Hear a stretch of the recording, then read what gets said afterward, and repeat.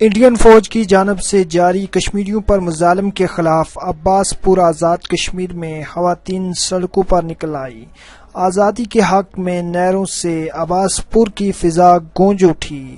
آزاد ہتا میں آزادی کی تحریک زور پکڑتی جا رہی ہے۔ بچے، بوڑھے، خواتین سب بھارتی جارحیت کے خلاف سراپا احتجاج ہیں۔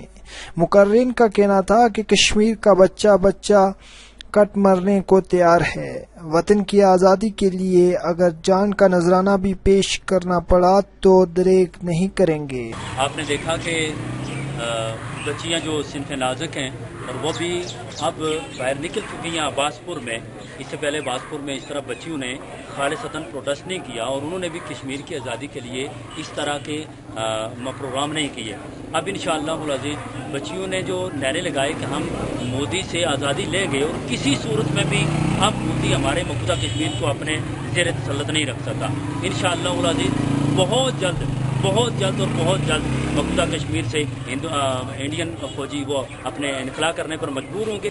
اور اس طرح ہے کہ کشمیر کی آزادی کے حوالے سے تو بہت سی اسٹرگل بہت سے لوگوں نے کی، مگر 5 اگست کے بعد حالات جو ہیں وہ تبدیل ہو چکے ہیں اور الحمدللہ اس وقت امت مسلمہ سراپا احتجاج بنی ہوئی ہے۔ ان مظلوم مسلمان بھائیوں کے ساتھ اظہار یکجہتی کے لیے سارے کے سارے مرد و خواتین اس وقت باہر نکل چکے ہیں۔